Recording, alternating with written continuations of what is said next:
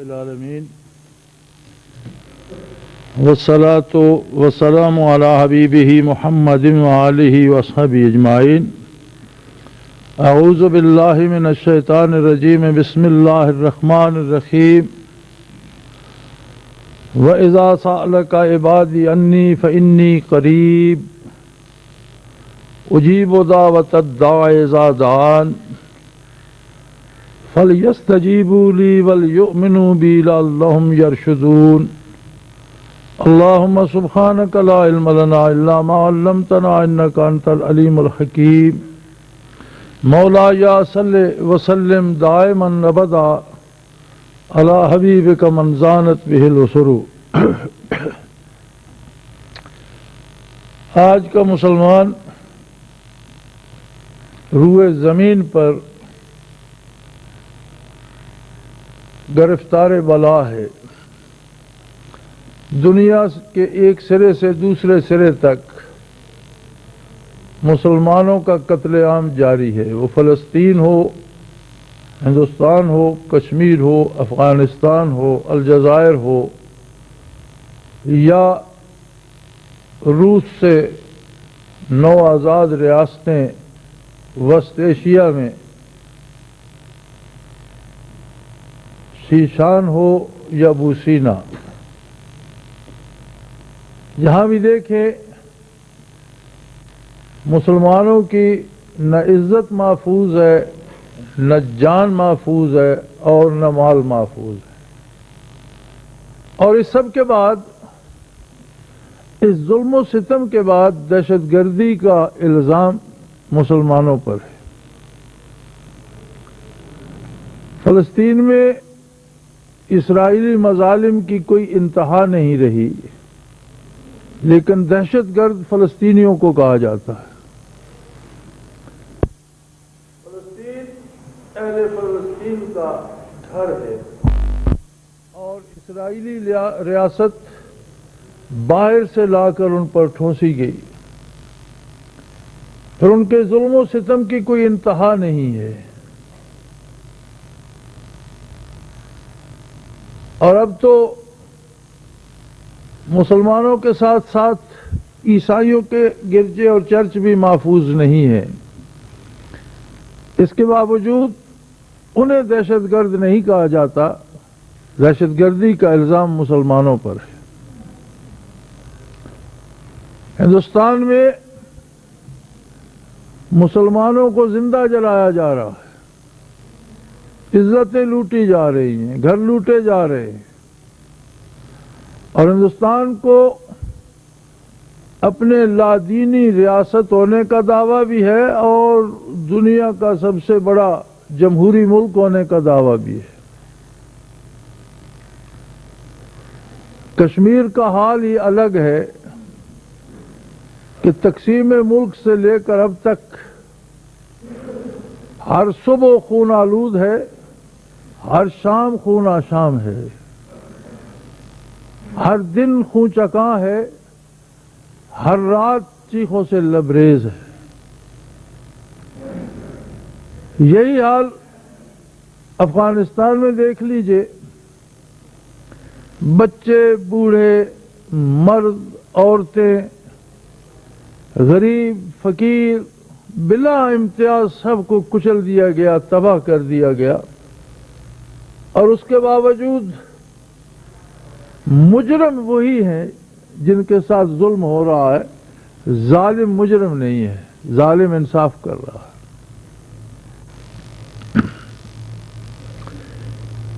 یہ جو عالمی صورتحال ہے اور اس میں مسلمانوں کی تباہال صورت جو ہے،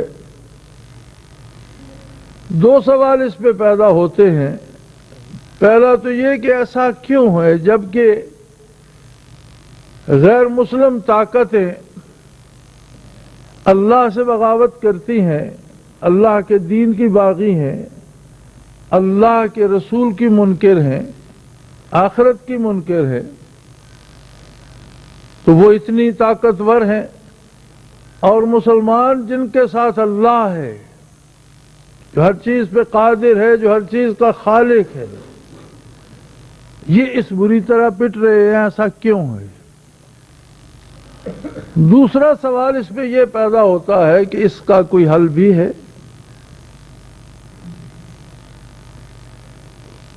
پہلے اور دوسرے دونوں سوالوں کا جواب اسی آیہ کریمہ میں دیا گیا،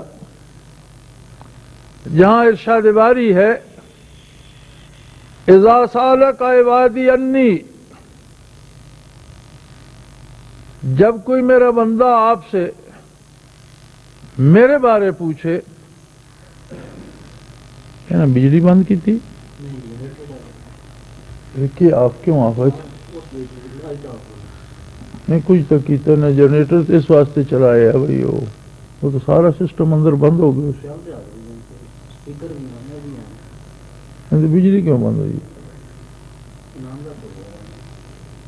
اور اندر تک کیا کمپیوٹر چل رہا ہے کھڑکی تک کیا؟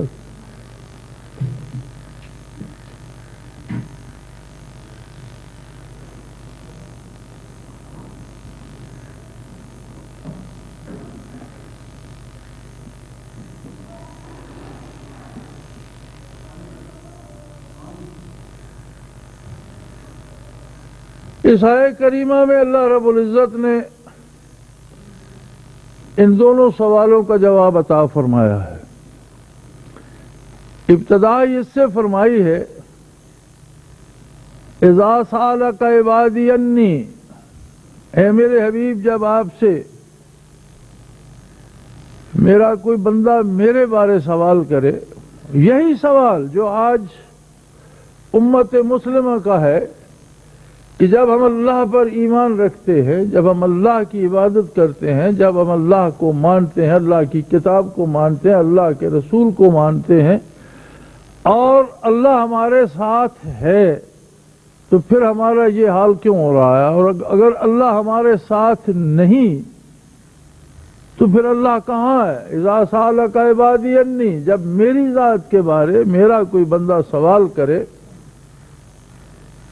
فإنی قریب، اسے بتا دیجئے کہ میں تیری ذات سے بھی زیادہ تیرے قریب موجود ہوں، میں تیرے پاس اس قدر ہوں کہ تو خود اتنا اپنے قریب نہیں ہے جتنا میں ہوں۔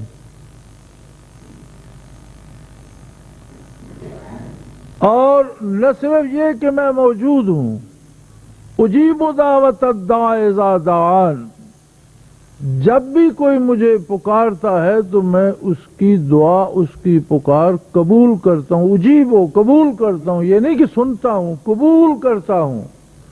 اجیب دعوت الداع اذا دعان، جب بھی کوئی مجھے پکارتا ہے میں اس کی دعا قبول کرتا ہوں، لیکن شرط یہ ہے فَلْيَسْتَجِيبُوا لِي، تم بھی میری بات قبول کرو۔ جب میں رگے جہاں سے تمہارے قریب ہوں، شاہ رگ سے تمہارے قریب ہوں، تمہاری ذات سے زیادہ تمہارے قریب ہوں، تو میرے سامنے کھڑے ہو کر مجھ پر ایمان رکھتے ہوئے، میرے نبی صلی اللہ علیہ وسلم کو مانتے ہوئے، میرے نبی کی سنتیں بھی پامال کرتے اور میرے احکام بھی پامال کرتے، ذاتی اغراض پہ بک جاتے ہو، نفس کی خواہشات کی تکمیل میں لگ جاتے ہو، فرائض کو چھوڑ دیتے ہو، حلال و حرام کی پرواہ نہیں کرتے ہو، اسلام کی حدود و قیود کی پرواہ نہیں کرتے ہو، اور تم یہ چاہتے ہو کہ تم جو جی چاہے کرو اور میں وہ کروں جو تم چاہو، تو یہ تو کلیہ ہی الٹ گیا۔ بندہ تو بندہ ہے، بندے کو تو ہر حال وہ کرنا ہے جو خالق چاہتا ہے، اور خالق مالک ہے، وہ جو چاہے کرے۔ یہ کوئی سوداگری تو نہیں ہے کہ بندہ اس کی اطاعت کرے تو وہ مجبور ہے کہ اس پر کرم فرمائے۔ وہ قادر ہے، وہ مالک ہے، وہ مختار ہے۔ اگر بندہ اطاعت نہیں کرے گا تو عدم اطاعت کا وبال لوٹ کر بندے پر آئے گا، اور سب سے بڑا وبال یہ ہے کہ اللہ اس کی فریاد کی پرواہ نہیں کرے گا. لیکن اگر بندے میں یہ احساس زندہ ہو جائے کہ مجھے اللہ کی اطاعت کرنی ہے اور اپنی بہترین کوشش اس پہ صرف کر دے، تقاضائے بشری، خطا کا ہو جانا، اطاعت کا پورا نہ ہونا، بعض کمزوریوں کا ہو جانا، یہ تو انسانی کمزوریاں ہیں، ان سے تو وہ درگزر فرمانے والا ہے، اس کی رحمت بہت وسیع ہے. لیکن ارادہ تن عمل کو ترک کر دینا یہ معیت باری سے محروم کر دیتا ہے. فرمایا اجیب دعوت الداع اذا دعان، جب بھی کوئی پکارتا ہے میں اس کی پکار، اس کی درخواست قبول فرماتا ہوں، لیکن شرط یہ ہے فَلْيَسْتَجِيبُوا لِي، تم بھی میری بات قبول کرو، وَلْيُؤْمِنُوا بِي، مجھ پر یقین تو کرو. ان دونوں باتوں کا رشتہ بہت عجیب ہے. ایک ہے زبانی دعویٰ اسلام لانے کا. اکثر ائمہ کرام، بلکہ سوائے امام ابو حنیفہ رحمۃ اللہ تعالی علیہ کے باقی سارے ائمہ فقہ، ائمہ تفسیر، ائمہ حدیث، امام بخاری رحمۃ اللہ تعالی علیہ جیسے لوگ اس بات پر متفق ہیں کہ ایمان عمل کا نام ہے. اگر کوئی شخص عمل نہیں کرتا اور دعوے اسلام کرتا ہے تو اس کے دعوے کا کوئی اعتبار نہیں، اس لیے کہ ایمان عمل کا نام ہے. امام ابو حنیفہ رحمۃ اللہ تعالی علیہ یہ رعایت دیتے ہیں کہ یہ دعویٰ کرنا کہ میں مسلمان ہوں یہ بھی ایک عمل ہے. یہ کہنا کہ میں مومن ہوں یہ بھی ایک عمل ہے، لہذا اسے بھی مسلمان مانا جائے. اور اعمال میں سے آپ صرف صلاۃ کو لے لیجئے، نماز کو لے لیجئے، احکام الہی کا یا فرائض کا انکار تو صریحاً کفر ہے. لیکن ایک شخص انکار نہیں کرتا مگر نماز ادا نہیں کرتا،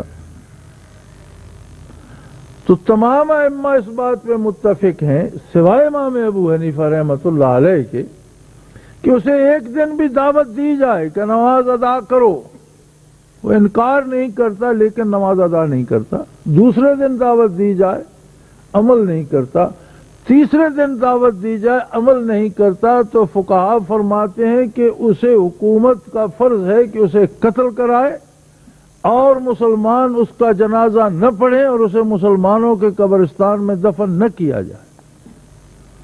سوائے امام ابو حنیفہ رحمۃ اللہ علیہ کے وہ فرماتے ہیں کہ اسے قتل نہ کرایا جائے، جیل میں ڈال دیا جائے، شاید کبھی توبہ کر لے اور نماز ادا کرنا شروع کر دے. لیکن اگر جیل میں بھی نماز ادا نہ کرے اور بے نمازی کی حالت میں مر جائے تو پھر فتویٰ ان کا بھی وہی ہے کہ نہ اس پر جنازہ پڑھا جائے نہ اسے مسلمانوں کے قبرستان میں دفن کیا جائے.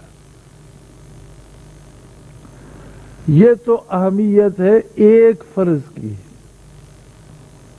ہر فرض اپنی جگہ اتنا ہی اہم ہے. اور یاد رکھیں ہم نے سمجھ لیا کہ نمازیں فرض ہیں، رمضان المبارک کے روزے فرض ہے، زکوٰۃ فرض ہے، حج فرض ہے.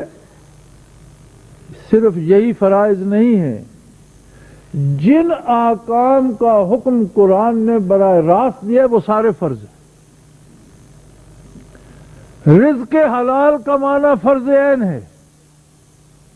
جس طرح نماز فرض ہے اسی طرح رزق حلال کے لیے جائز محنت کرنا، مزدوری کرنا، کاروبار کرنا، ملازمت کرنا اور حلال رزق حاصل کرنا فرض ہے.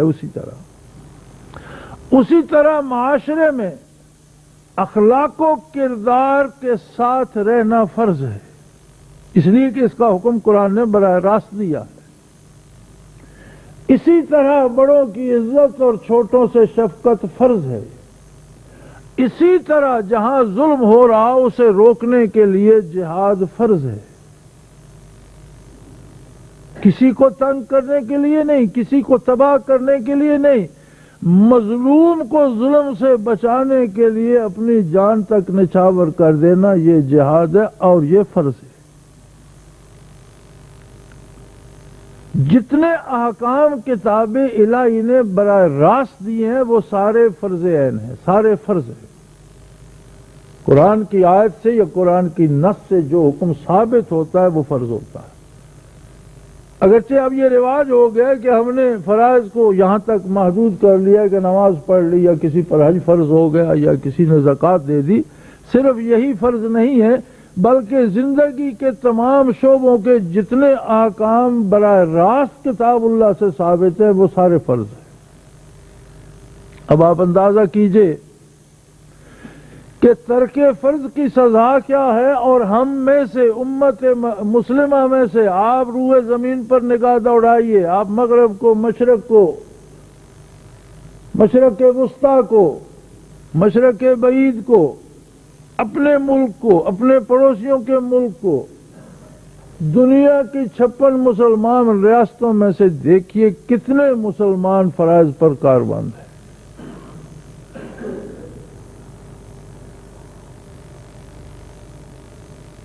کلوا من الطیبات، صرف یہ نہیں کہ حلال کھاؤ، حلال بھی ہو اور طیب بھی ہو۔ کلوا من الطیبات واعملوا صالحا، حلال بھی ہو اور وہ پاکیزہ بھی ہو، اس میں کوئی ناپاک چیز نہ مل جائے، اور عمل صالح کرو۔ گویا رزق حلال ہوگا، پاکیزہ ہوگا تو عمل صالح کی توفیق پیدا ہوگی۔ کون سی ریاست ہے اسلام کی جس کا رزق سود پر منحصر نہیں ہے؟ اور سود کے لیے تو قرآن نے واضح حکم دے دیا کہ اگر کوئی سود سے باز نہیں آتا فَآذَنُوا بِحَرْبٍ مِّنَ اللَّهِ وَرَسُولِهِ، تو پھر اللہ اور اس کے رسول کے ساتھ جنگ کے لیے تیار ہو جائے۔ اس کے لیے اللہ کی طرف سے اور اللہ کے حبیب صلی اللہ علیہ وسلم کی طرف سے اعلان جنگ ہے۔ سارے کے سارے مسلمان سودی معیشت میں زندہ رہ کر سود کھا کر پوچھتے ہیں اللہ کی رحمت کہاں ہے۔ اپنا کردار دیکھو تو مسلمانوں نے اللہ سے، اللہ کے حبیب صلی اللہ علیہ وسلم سے اعلان جنگ کو قبول کر رکھا ہے۔ ہم سے مغرب کی مخالفت نہیں ہوتی، ہم سے کافرانہ نظام معیشت کی مخالفت نہیں ہوتی، لیکن اللہ اور اللہ کے رسول کے ساتھ جنگ کے لیے ہم تیار ہیں۔ تو جب آپ مخالف آمنے سامنے کھڑے ہو کر جنگ کے لیے تیار ہیں تو پھر دعا کس کے لیے مانگتے ہیں؟ کس سے مانگتے ہیں؟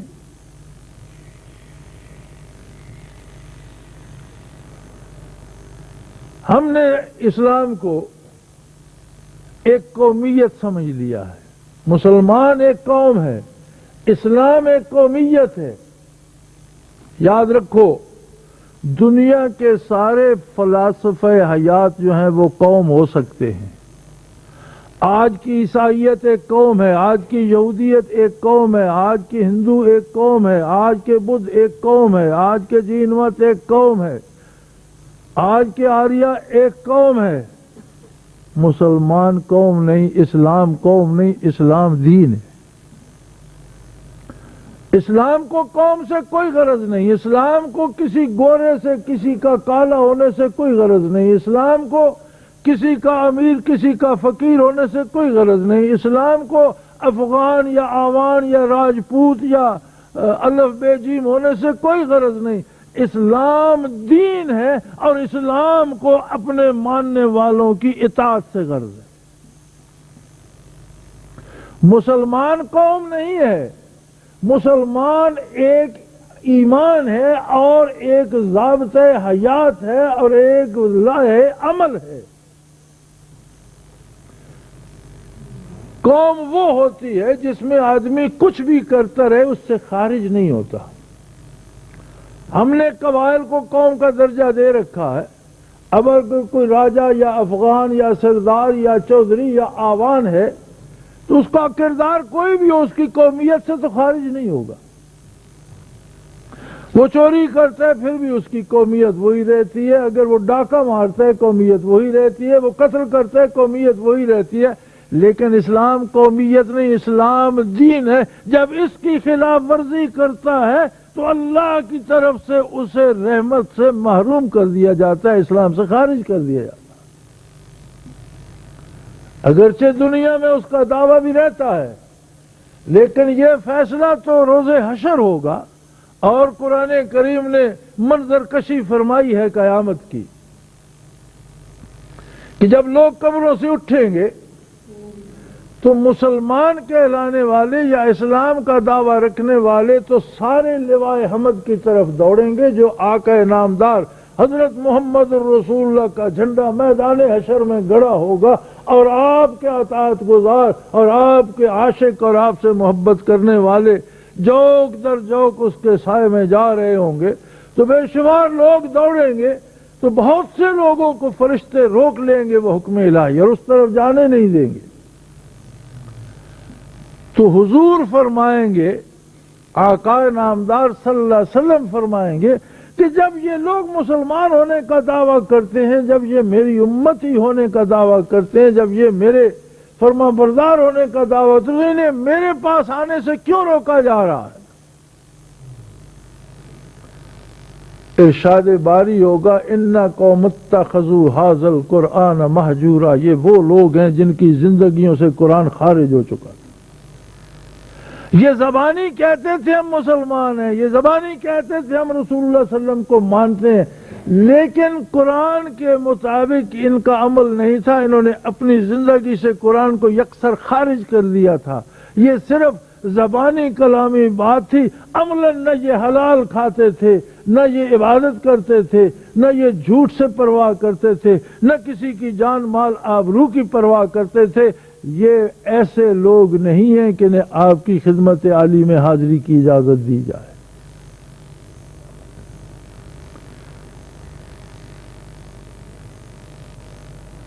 اس کے علاوہ ایک اور بڑی مزے کی بات ہے، جب ہم اصلاح کی طرف آتے ہیں تو یہ بات جو میں عرض کر رہا ہوں اور جس پہ اللہ کا قرآن اصرار کرتا ہے، جس پر اللہ کا حبیب صلی اللہ علیہ وسلم اصرار کرتا ہے، اس سے ہٹ کر بھی اس کی تو ہم پرواہ، اسے تو ہم کو اہمیت نہیں دے رہے،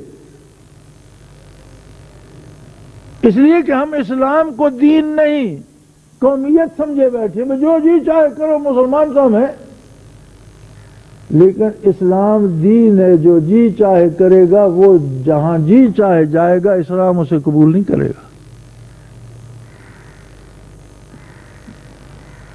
اور جب باطنی طور پر، قلبی طور پر، روحانی طور پر اس کا رشتہ اسلام سے منقطع ہو گیا تو وہ دعوی اسلام لیے پھرے۔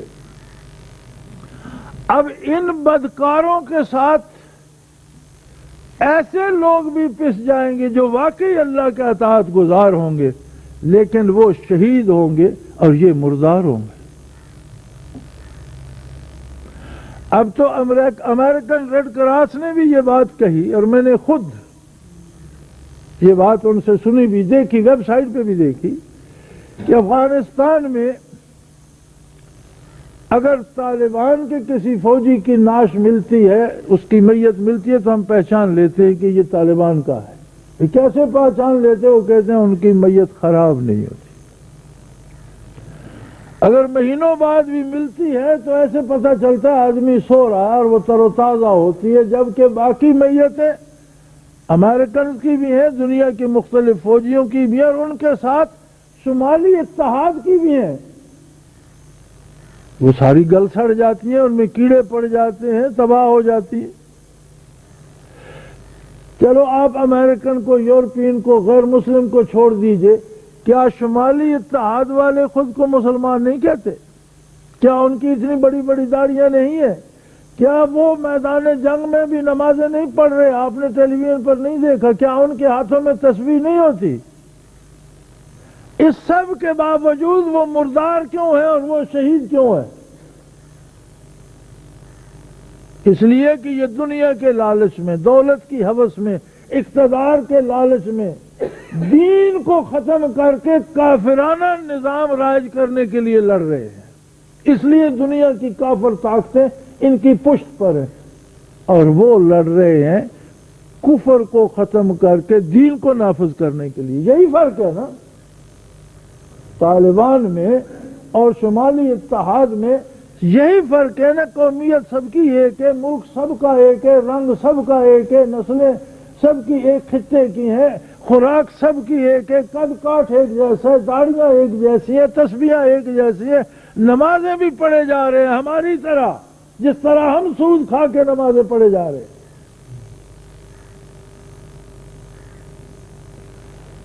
تو امریکن ریڈ کراس والے بھی یہ کہتے ہیں کہ عجیب بات ہے کہ باقی جتنی لاشیں ہیں وہ گل سڑ جاتی ہیں، اس میں یورپین کی ہیں، امریکن کی ہیں یا شمالی اتحاد کی ہیں، لیکن طالبان میں سے کسی کی میت گلتی سڑتی نہیں۔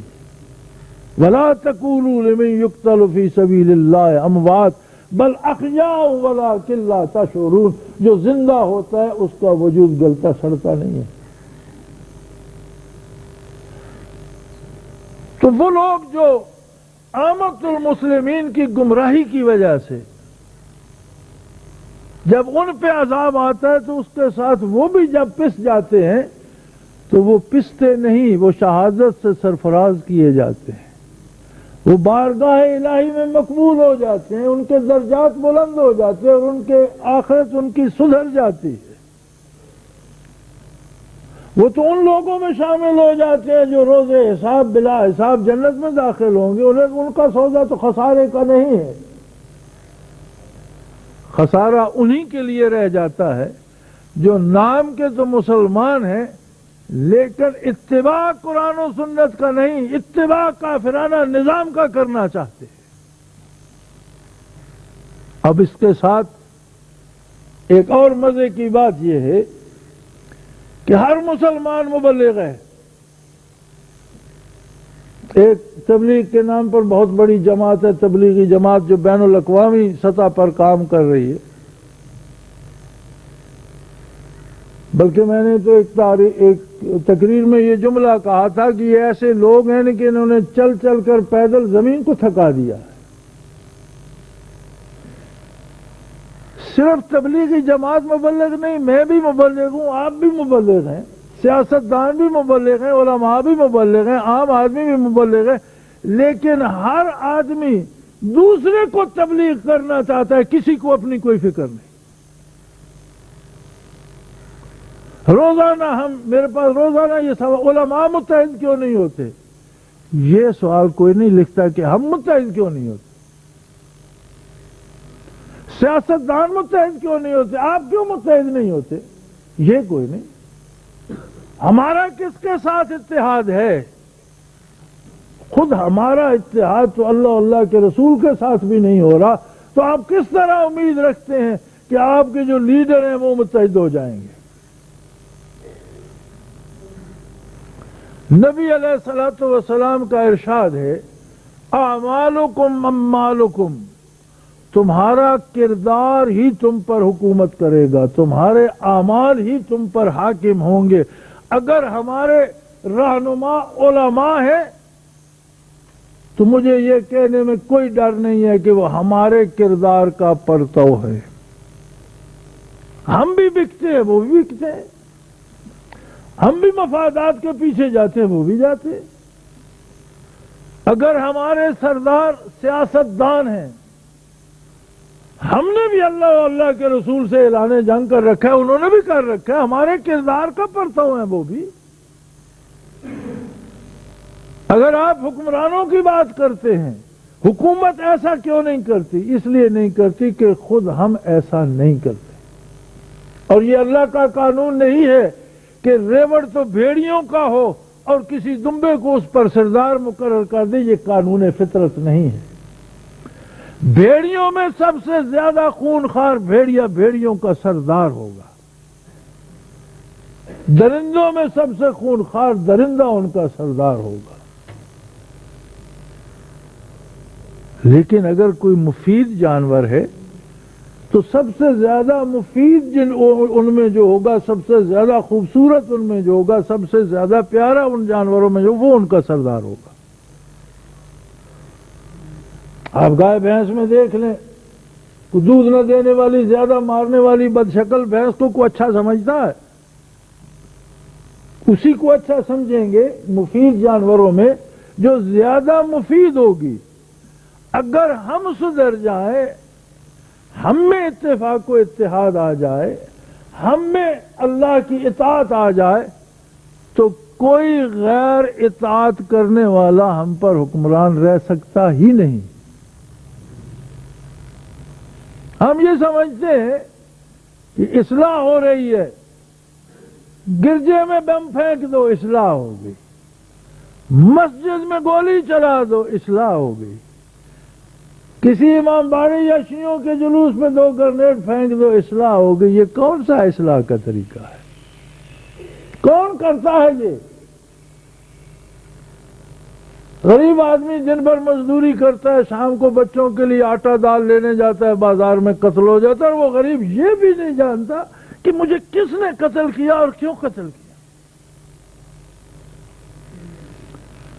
ہمارے ایمان کا عالم یہ ہے کہ آدھے بندے نماز نہیں پڑھ سکتے، بندوقیں لے کر کھڑے رہتے ہیں تاکہ جو نماز پڑھ رہے ہیں کوئی ان پر گولی نہ چلا دے۔ اس کے ساتھ، اس کردار کے ساتھ ہم یہ چاہتے ہیں کہ ہمارے مسائل حل ہو جائیں۔ ہمیں واپس آنا پڑے گا اللہ کی بارگاہ میں، اللہ کے رسول کی بارگاہ میں۔ ہمیں اپنی معیشت واپس لانا ہوگی اسلامی معاشی نظام میں، ہمیں اپنی عدلیہ واپس لانا ہوگی اسلام کے عدالتی نظام میں۔ ہم کہتے ہیں اسلام کی سزائیں وحشیانہ ہیں۔ کیسی عجیب بات ہے کہ سزا تو پہلے سزا ہوتی ہے، سزا تو ہوتی سزا ہے، اور سزا سے یہ مراد نہیں ہوتی کہ کسی کو نرم گدوں پہ سلا دیا جائے اور اسے مرغن غذائیں کھلائی جائیں تو یہ اسے سزا دی جا رہی ہے، بلکہ سزا یہ ہوتی ہے کہ اس کی زندگی مشکل ہو جاتی ہے۔ اسلام کی سزائیں تو وحشیانہ ہیں، اور جو غیر مسلم دیتے ہیں وہ بڑی پر اخلاق ہے۔ اب جو حکمران یہ جملہ کہتا ہے وہ بھی مسلمان ہے، اور وہ بھی کہتا ہے کہ ہمارا اللہ کہاں ہے؟ اللہ گم نہیں ہوتا، مسلمان گم ہو گیا ہے، مسلمان اپنے آپ سے بھی کھو گیا ہے۔ اللہ موجود ہے، غیر موجود ہے تو ہم ہیں، کھو چکے ہیں تو ہم ہیں، غیر حاضر ہیں تو ہم ہیں۔ اور یاد رکھیں، نہ میرے واعظ سے اصلاح ہوگی، نہ تبلیغی جماعت کی تبلیغ سے ہوگی، اس لیے کہ میرے جو جاننے والے یا میرے قریبی جو تبلیغی جماعت میں، ان کے کردار سے تو میں نے یہ سمجھا ہے کہ وہ یہ سمجھتے ہیں کہ چلہ لگا کر آئے بس، پھر کسی عمل کی ضرورت نہیں، جو جی چاہے کرو۔ یہ تو تبلیغ کا مقصد نہیں ہے، اور یہ ہم سارے یہی کرتے ہیں۔ ہم کہتے ہیں علماء کیوں نہیں اتفاق کرتے؟ بھئی علماء نہیں کرتے، ہم نے کیا ہوا ہے۔ جب آپ ایک دوسرے کو مسجد میں نماز پڑھنے کی اجازت نہیں دیتے، جب آپ ایک دوسرے کو راستے سے گزرنے کی اجازت نہیں دیتے، برداشت، جب آپ ایک دوسرے کی بات سننا گوارا نہیں کرتے، تو علماء آسمان سے تو نہیں اترے، میرے آپ کے بھائی ہیں، ہم ہی میں سے کچھ لوگ پڑھ کے علماء بن گئے ہیں۔ جو مزاج ہمارا ہے وہی ان کا بھی ہے، وہ بھی کاٹنے کو دوڑتے ہیں، ایک دوسرے کو مارنے کو دوڑتے ہیں، وہ بھی آپ پتھر پھینکتے ہیں، وہ کتابیں پھینک کر مارتے ہیں۔ ہماری کردار کا پرتو ہے۔ یہی حال سیاستدانوں کا، یہی حال حکمرانوں کا، جو تکڑا ہوتا ہے وہ سب کو چلائے رکھتا۔ اگر ہمیں اصلاح مقصود ہے، ہر وہ بندہ جو یہ سوال کرتا ہے کہ اس کا حل کیا ہے، اس کے لیے میرا جواب یہ ہے کہ وہ کم از کم اپنے آپ کو تو سدھار لے۔ ایک فرد کی اصلاح تو ہو جائے، ایک بندہ تو حلال کھانا شروع کر دے، ایک بندہ تو دیانتداری سے مزدوری کرے اور حلال روزی کمائے، ایک بندے سے تو کسی کی جان مال آبرو کو خطرہ نہ ہو، ایک بندہ تو ایسا ہو جو کسی کی عزت کو تحفظ نہ دے سکے تو لوٹے نہیں، ایک بندہ تو ایسا جو کسی کی جان بچا نہ سکے تو اس کی جان کے لیے خطرہ نہ بنے، ایک بندہ تو ایسا ہو جو کسی کو مالی امداد دے نہ سکے تو اس کے پاس جو کچھ ہے وہ نہ چھینے، وہ چھیننے کا نہ سوچے۔ کوئی ہے ہم میں ایسا؟ کوئی نہیں ہے۔ جس کے پاس کھربوں روپے ہیں وہ بھی ایک مزدور کی مزدوری پہ نگاہ رکھے بیٹھے کہ میں اس کی مزدوری اگر کاٹ لوں نا بڑی بات ہے، اس کے 10 روپے کھا جاؤں بڑی بات ہے، اس سے میں نے کام لے لیا، اس کو کرایہ نہ دوں بڑا کمال ہے۔ کیا یہ مسلمانی کا کردار ہے؟ اور یاد رکھیں اسلام ایک دین ہے، اور دین کے خلاف جب کوئی کردار اپناتا ہے تو اللہ کی طرف سے وہ دین سے خارج کر دیا جاتا ہے۔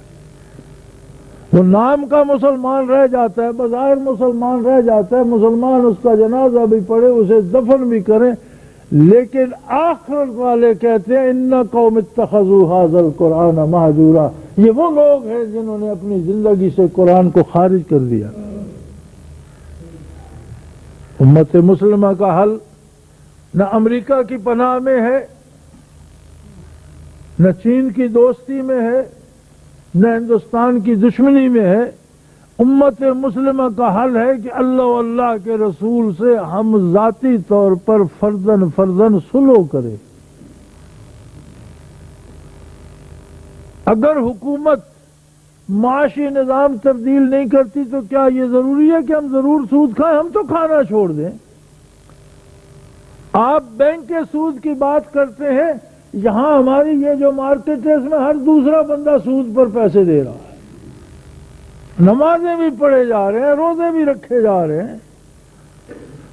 جو زیادہ سود کھاتا ہے وہ زیادہ تسبیحیں چلاتا ہے اور زیادہ دیگیں پکاتا ہے اور زیادہ علماء بلاتا ہے اور زیادہ ختم دلواتا ہے۔ اس کا مطلب ہے کہ اللہ رب العزت کو آپ نے کوئی بچہ سمجھ رکھا ہے جسے کھلونے دے دیے کہ اور خود جو جی چاہے کرتے رہے۔ وہ تو علیم بذات الصدور ہے، اور اسے کسی کی دیگوں کی کوئی ضرورت نہیں ہے، کسی کے ختموں کی کوئی ضرورت نہیں ہے، کسی کے سجدوں کا بھی وہ محتاج نہیں ہے، بلکہ سجدہ کرنے والا محتاج ہے کہ سجدہ کر کے اس کی رحمت کا کوئی ذرہ تو حاصل کر لے۔ تو میرے بھائی اس کا حل صرف ایک ہے، باقی ساری خرافات ہے۔ کوئی کہتے ہیں سیاسی اعتبار سے مستحکم ہو جاؤ، معاشی اعتبار سے مستحکم ہو جاؤ، سائنس کے شعبے میں ترقی کر جاؤ۔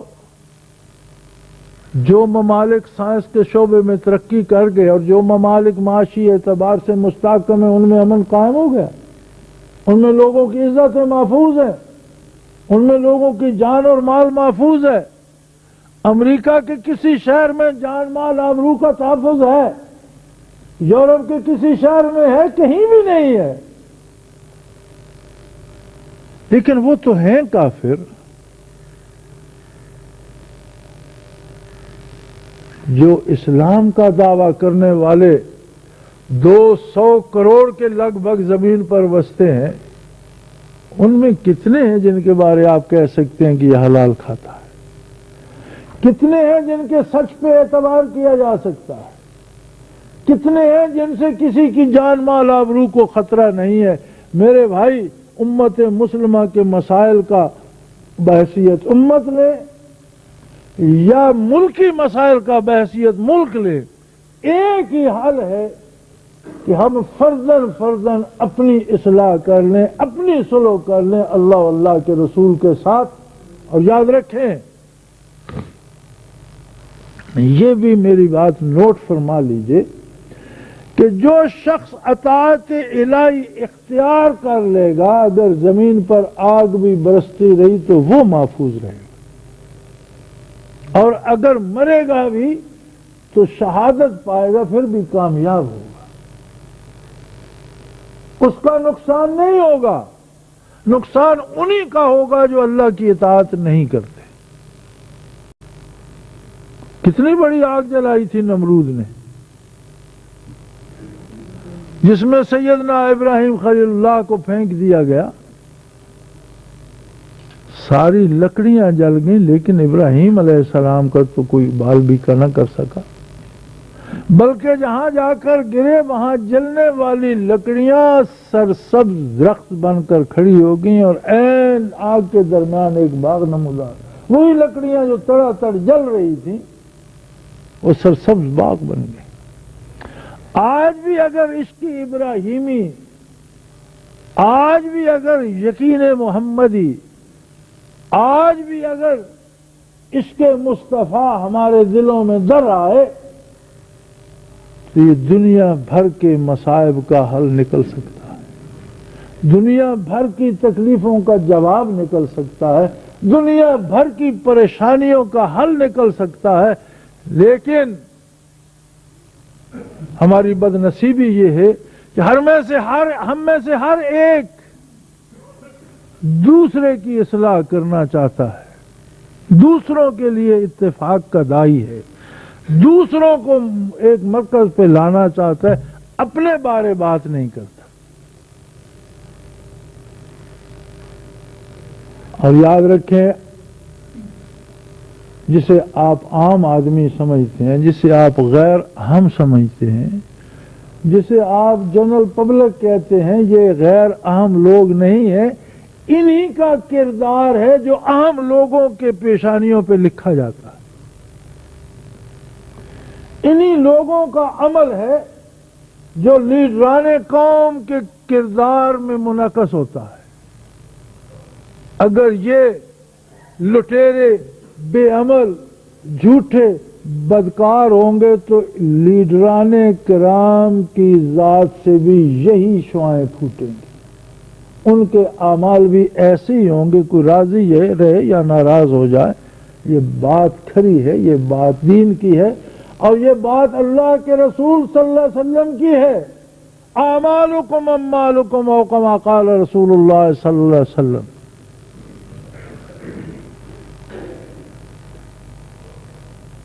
تو میری گزارش یہ ہے کہ رات بھی بہت سے دوستوں نے یہ سوال کیے مجھ پر، کیونکہ یہاں کمپیوٹر پہ بین الاقوامی گفتگو ہوتی ہے اور لوگ دنیا کے مختلف ممالک سے سوال پوچھتے ہیں، اور اب بھی یہ ساری تقریر پوری دنیا میں جا رہی ہے، اور دوست سن رہے ہیں، جنہوں نے رات سوال کیے ہیں وہ بھی سن رہے ہیں۔